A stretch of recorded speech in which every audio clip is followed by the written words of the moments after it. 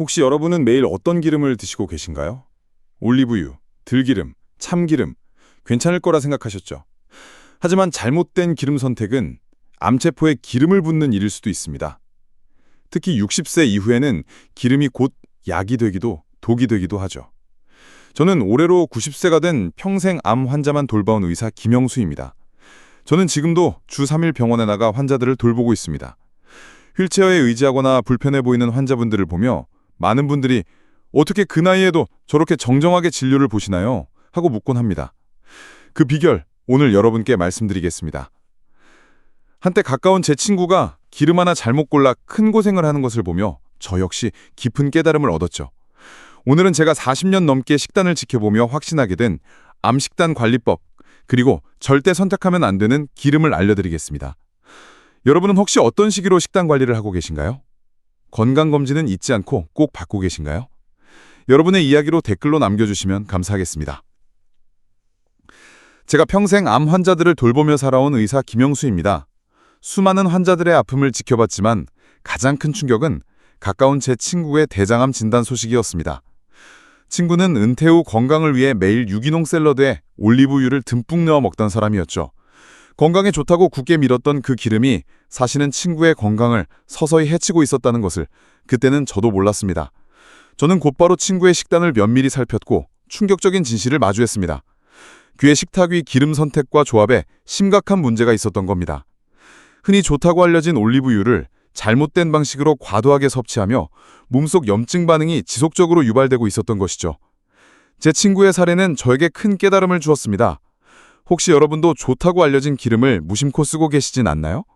건강을 위해 선택한 것이 오히려 독이 될 수도 있다는 사실을 인지하고 계신가요? 여러분은 93세 노인이라고 하면 어떤 모습이 떠오르시나요? 친구의 사례를 겪고 나서 저는 기름과 식단의 진실을 정확히 알려야겠다고 결심했습니다. 수십 년간 암 환자들의 식단을 더욱 세밀하게 연구하며 어떤 기름 조합이 암세포를 자극하고 어떤 기름이 치료에 도움되는지를 하나하나 확인했습니다. 환자들의 면역력과 염증 수치 변화를 관찰하며 작은 식단 변화가 얼마나 큰 기적을 만들 수 있는지 확신하게 되었죠. 오늘 그 핵심을 여러분께 자세히 알려드리겠습니다. 지금 이 순간에도 무엇을 먹어야 할지 고민하는 분들에게 제 이야기가 작은 빛이 되기를 바랍니다. 좋아요 한번 눌러주시고 꼭 끝까지 들어주세요. 지금부터 시작하겠습니다.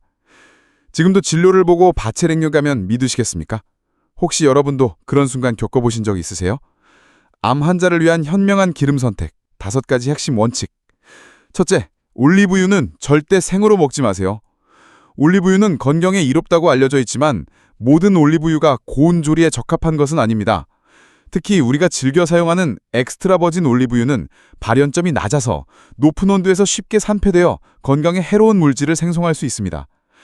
또한 올리브유를 생으로 과도하게 섭취하게 되면 우리 몸속의 지방산 균형이 깨질 수 있습니다. 특정 지방산이 지나치게 많아지면 몸속에서 염증 반응을 유발하거나 이미 존재하는 염증을 더욱 악화시킬 수 있습니다. 올리브유는 특유의 향과 맛 때문에 샐러드 드레싱으로 흔히 사용되곤 하지만 너무 많이 섭취하면 오히려 건강을 해칠 수 있으니 주의해야 합니다. 제 환자 김미영 씨는 66세 여성으로 건강을 위해 매일 아침 샐러드에 엑스트라 버진 올리브유를 듬뿍 넣어 드셨습니다. 그런데 몇 달 후 그는 이유 모를 장 염증과 속쓰림으로 병원을 찾아 검사 결과 장 점막에 심한 염증이 발견되었습니다. 김미영 씨의 식단을 자세히 살펴본 결과 올리브유의 과다 섭취가 그 원인 중 하나로 지목되었습니다. 생으로 기름을 드시고 싶다면 올리브유보다는 발연점이 높고 오메가3 지방산이 풍부한 들기름이나 참기름을 아주 소량 사용하는 것이 좋습니다. 하지만 가장 좋은 방법은 아보카도나 각종 견과류 자체를 드시는 겁니다. 이들은 기름 외에도 풍부한 섬유질, 다양한 비타민과 미네랄 등 여러 영양소를 함께 섭취할 수 있어 우리 몸에 훨씬 이롭습니다. 샐러드에 올리브유 대신 잘게 썬 아보카도를 넣거나 호두나 아몬드를 조금 뿌려 드셔보세요. 특히 위장이 약하거나 만성 염증성 질환을 앓고 있는 분, 그리고 고지혈증이 있는 분은 올리브유 섭취에 더욱 신중해야 합니다. 좋은 기름이라는 인식 때문에 무조건 많이 먹기보다는 아주 적은 양으로 조심해서 드셔야 합니다. 열에 약한 엑스트라 버진 올리브유는 가급적 가열하지 않고 샐러드에 소량만 뿌려 사용하는 것을 권장합니다. 혹시 올리브유 얼마나 자주 드시나요? 둘째, 암 환자라면 오메가6 기름은 멀리하세요. 해바라기유, 옥수수유, 포도씨유, 카놀라유 등은 우리 식단에서 흔히 볼 수 있는 식용유입니다. 이들 기름에는 오메가6 지방산이 풍부하게 들어있는데 오메가6는 우리 몸에 필요한 필수 지방산이지만 과도하게 섭취할 경우 우리 몸의 염증 반응을 키우고 암세포의 성장 및 전이와 깊은 연관이 있습니다. 현재인의 식단은 오메가3에 비해 오메가6의 섭취 비율이 훨씬 높아 건강 불균형을 초래하는 경우가 많습니다. 이재훈 환자분은 73세로 퇴직 후 건강에 신경 쓴다며 시중에 건강한 기름으로 홍보되던 포도씨유를 주로 사용하셨습니다. 튀김이나 볶음 요리를 할 때 넉넉하게 사용하곤 하셨죠. 하지만 몇 달 뒤 정기 건강검진에서 간 수치가 급격히 상승했다는 진단을 받으셨습니다. 정밀 검사 결과 지방간과 함께 만성 염증 수치가 높게 나타났고 과도한 오메가6 섭취가 그 원인 중 하나로 밝혀졌습니다. 마트에서 기름을 고르실 때는 반드시 제품 라벨을 확인하고 오메가6 비율이 높은 기름은 과감히 구매 목록에서 제외하세요. 대신 오메가3 비율이 높거나 비교적 오메가6와 오메가3의 균형이 좋은 들기름, 아마씨유, 생선기름 등을 선택하는 것이 현명합니다. 또한 가공식품에 숨어있는 오일에도 주의가 필요합니다. 과자, 빵, 인스턴트 식품 등에는 저렴한 오메가6 기름이 많이 사용되므로 가급적 섭취를 줄여야 합니다. 집에서 요리할 때는 발연점이 높은 아보카도 오일이나 코코넛 오일을 아주 소량 고려해 볼 수 있습니다. 이미 염증성 질환을 앓고 있거나 암투병 중인 분들은 오메가6 섭취를 최소화하는 것이 매우 중요합니다. 외식을 할 때도 어떤 기름을 사용하는지 알 수 없으므로 되도록 집밥 위주로 식단 관리를 하는 것이 좋습니다. 마트에서 기름 고르실 때 성분표 보시나요?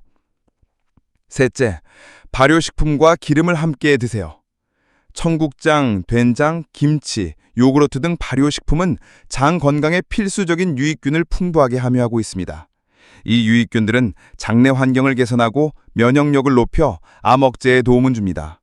여기에 적정량의 들기름을 함께 드시면 놀라운 시너지 효과를 낼 수 있습니다. 들기름에 풍부한 오메가3 지방산은 강력한 항염작용을 하며 발효식품의 영양소 흡수를 돕는 역할도 합니다. 70세 박민수 씨는 대장암 수술 후 면역력 회복에 어려움을 겪고 있었습니다. 저는 그에게 매일 아침 식사에 청국장찌개와 김치를 곁들이고 여기에 들기름 한 방울을 추가하도록 권유했습니다. 처음엔 반신반의했지만 꾸준히 실천한 결과 몇 달 만에 그의 면역력 수치가 놀랍게 회복됐고 전반적인 기력도 좋아졌습니다. 밥을 드실 때 청국장찌개나 된장찌개에 들기름을 한 스푼 정도 넣어보세요. 김치를 볶을 때는 식용유 대신 들기름을 소량만 사용하거나 익은 김치에 들기름을 살짝 뿌려 드셔도 좋습니다. 중요한 것은 기름은 하루 한 스푼 미만으로 제한해야 한다는 점입니다. 열에 약한 들기름은 조리 후 마지막에 넣거나 생으로 드시는 것이 영양소 손실을 줄이는 방법입니다. 낫또나 요구르트에도 들기름을 소량 첨가해보세요. 고혈압 환자나 신장질 환자는 짠 발효식품, 김치, 된장 등의 섭취량을 조절해야 합니다. 나트륨 과다 섭취는 건강에 해로울 수 있기 때문입니다. 또한 발효식품이라고 해서 무조건 많이 먹는 것보다는 적정량을 꾸준히 섭취하는 것이 중요합니다. 김치 드실 때도 기름 생각해 보셨나요? 넷째, 생선기름은 가장 안전한 약기름입니다. 고등어, 참치, 연어, 꽁치 등 푸른 생선에 풍부한 오메가3 지방산 EPA, DHA는 강력한 항염, 항암작용이 입증된 안전한 지방입니다. 오메가3는 우리 몸의 세포막 건강에 필수적이며 체내 염증을 줄이고 암세포의 성장을 억제하는 데 도움을 줍니다. 이는 오메가6 지방산과의 균형을 맞춰주는 역할도 합니다. 정우진 할아버지께서는 80세로 오랫동안 고지혈증으로 고생하셨습니다. 약물 치료와 함께 식단 개선을 권유했는데 특히 등푸른 생선을 꾸준히 드시도록 식단을 조절했습니다. 매주 두세 번 고등어, 삼치, 참치 등을 섭취하도록 식단을 조절한 결과 몇 달 만에 그의 콜레스테롤 수치가 안정됐고 혈액순환 개선에도 긍정적인 효과를 보였습니다. 가능하면 생선을 구이보다는 찜이나 조림 형태로 조리하여 기름 손실 없이 드시는 것이 좋습니다. 생선을 구울 경우 고온에 의해 오메가3 지방산이 파괴될 수 있기 때문입니다. 통조림 참치나 고등어를 드실 때는 기름을 버리고 물에 헹구어 먹는 것이 좋지만 건강한 오일이 담긴 제품이라면 소량 섭취하는 것도 괜찮습니다. 생선 섭취가 어렵다면 고품질의 오메가3 영양제를 복용하는 것도 좋은 대안이 될 수 있습니다. 생선 기름은 혈액을 묽게 하는 작용이 있어 혈액 희석제, 앙응고제를 드시는 분들은 반드시 의사 또는 약사와 상담 후 섭취량을 조절해야 합니다. 과다 섭취 시 출혈 위험이 증가할 수 있습니다. 또한 중금속 오염 가능성이 있는 대형 생선보다는 비교적 작은 등푸른 생선을 선택하는 것이 안전합니다. 생선 기름, 약이라고 생각해 보신 적 있나요? 다섯째, 채소와 기름의 흡수 공식을 기억하세요. 비타민 A, D, E, K는 지용성 비타민으로 기름 없이는 우리 몸에 제대로 흡수되지 않습니다. 아무리 좋은 채소를 많이 먹어도 기름과 함께 섭취하지 않으면 이러한 필수 비타민의 흡수율이 현저히 떨어집니다.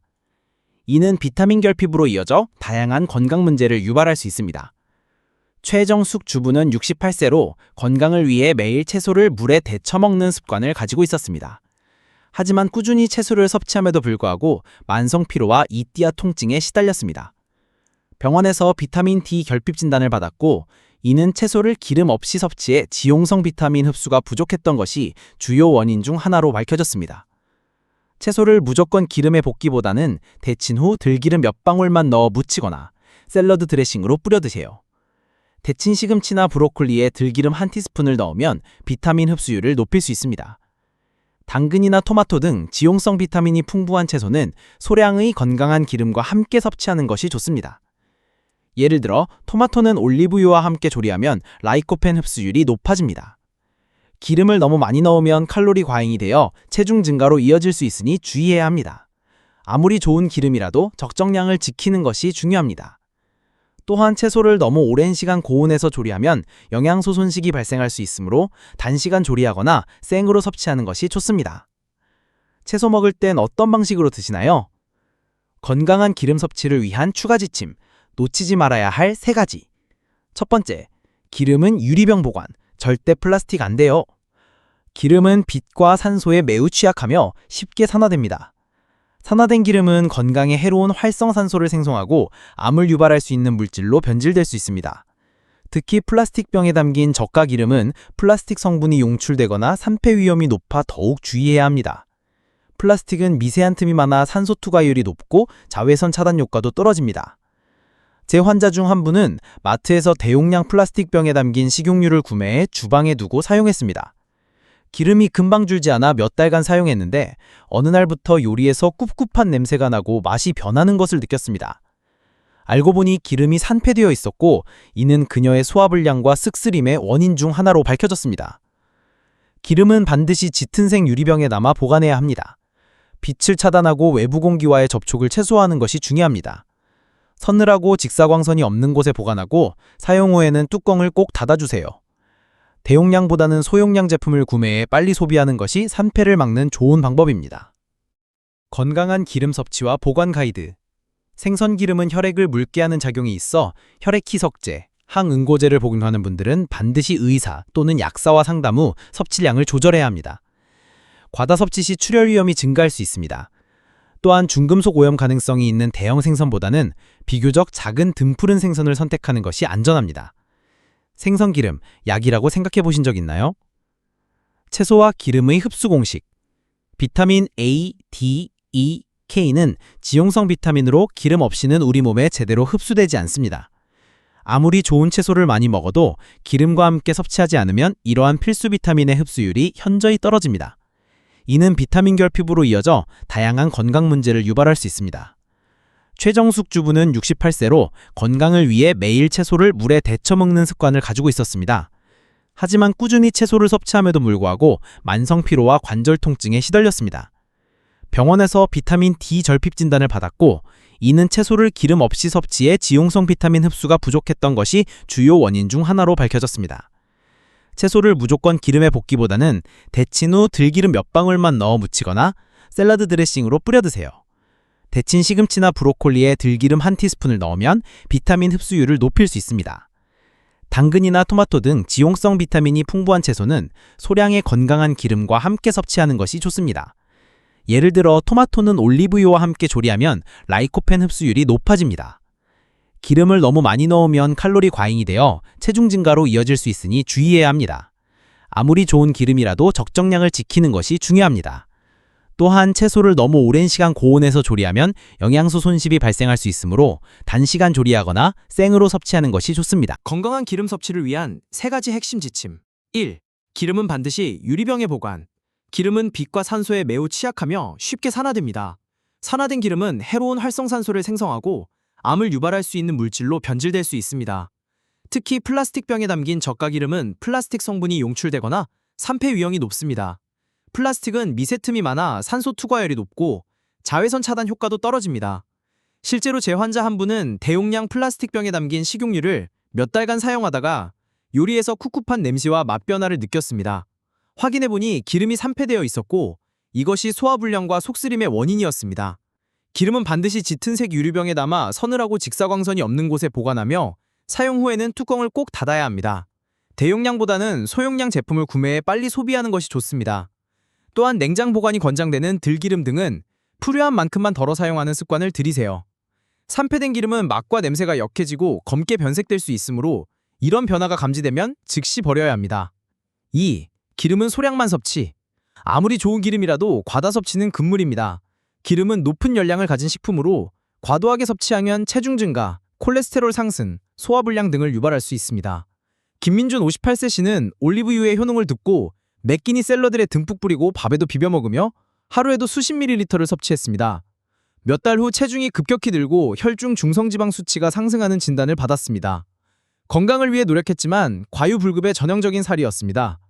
하루 한 끼 한 티스푼 정도면 충분하며 요리할 때도 볶음보다는 찜이나 데치는 조리법을 활용해 기름 사용을 최소화하세요. 샐러드 드레싱 대신 식초나 레몬즙을 활용하고 참기름, 들기름은 마지막에 몇 방울만 첨가하는 습관을 가지는 것이 좋습니다. 특히 체중 조절이 필요하거나 고지혈증, 당뇨 등 난성질환이 있는 분들은 더욱 섭취량에 신경 써야 합니다. 3.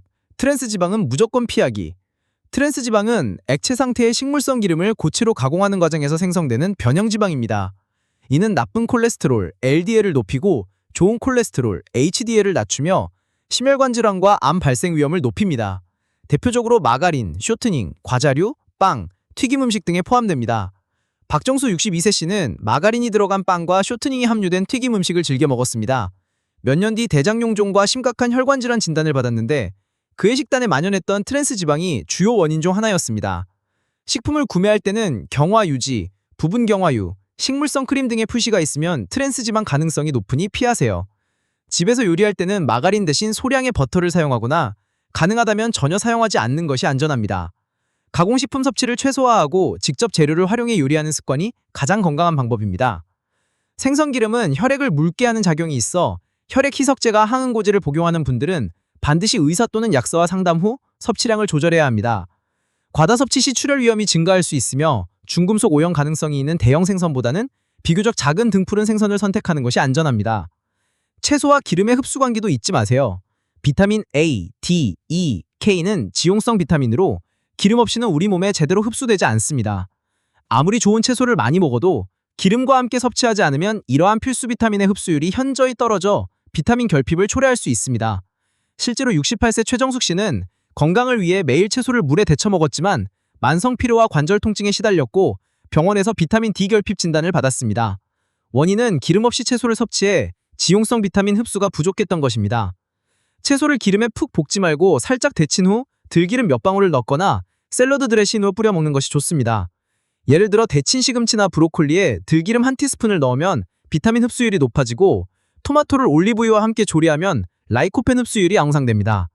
다만 기름을 너무 많이 넣으면 칼로리 과잉으로 체중 증가로 이어질 수 있으니 적정량을 지키는 것이 중요합니다. 기름 보관법도 중요합니다. 기름은 빛과 산소에 취약해 쉽게 산패되므로 반드시 짙은색 유리병에 보관하고 직사광선을 피하며 사용 후 뚜껑을 꼭 닫아야 합니다. 대용량보다는 소용량 제품을 빨리 소비하는 것이 산패를 막는 좋은 방법입니다. 특히 들기름 등은 냉장 보관에 필요한 만큼만 덜어 쓰세요. 산패된 기름은 맛과 냄새가 변하고 색이 어두워지므로 발견 즉시 버려야 합니다. 아무리 좋은 기름이라도 과다 섭취는 금물입니다. 기름은 고열량 식품으로 지나치게 먹으면 체중 증가, 콜레스테롤 상승, 소화장애 등을 유발할 수 있습니다. 하루 한 끼 한 티스푼 정도면 충분하며 요리 시에도 소량만 사용하고 볶음보다는 찜, 데침 조리법을 활용하세요. 샐러드 드레싱은 식초나 레몬즙으로 대체하고 참기름, 들기름은 마지막에 몇 방울만 첨가하는 습관을 가지는 것이 좋습니다. 마지막으로 트랜스 지방은 반드시 피해야 합니다. 이는 식물성 기름을 고체로 가공하는 과정에서 생성되는 변형지방으로 나쁜 콜레스테롤 LDL을 높이고 좋은 콜레스테롤 HDL을 낮추며 심혈관 질환과 암 위험을 크게 높입니다. 마가린, 쇼트닝, 일부 과자, 빵, 튀김류에 헌이 들어있으니 성분표에서 경화유지, 부분 경화유, 식물성 크림 등의 표시가 있으면 피하세요. 트랜스지방 연기람이라도 0.2g 미만이면 연기람으로 표기할 수 있으므로 주의해야 합니다. 가장 확실한 방법은 가공식품 자체를 줄이고 직접 재료를 활용해 조리하는 것입니다. 사랑하는 시청자 여러분, 기름은 우리 몸에 꼭 필요한 영양소지만 어떤 기름을 선택하고 얼마나 어떻게 사용하는지에 따라 약이 될 수도 있고 독이 될 수도 있습니다. 오늘 말씀드린 8가지 팁은 단순히 식단을 바꾸는 것을 넘어 건강한 노년과 암 예방에 중요한 역할을 할 수 있는 지침입니다. 지금 당장 기름변 뒷면의 성분표를 확인하는 작은 습관부터 시작해보세요. 사소한 변화가 여러분의 건강을 지키는 첫걸음이 될 수 있습니다. 건강관리에 늦은 때란 없습니다. 오늘부터 하나씩 실천해보세요. 내년 이맘때 더 건강하고 활기찬 자신을 만나게 될 것입니다. 저는 90세에도 여전히 배우고 실천하며 건강을 지키고 있습니다. 여러분도 충분히 할 수 있습니다.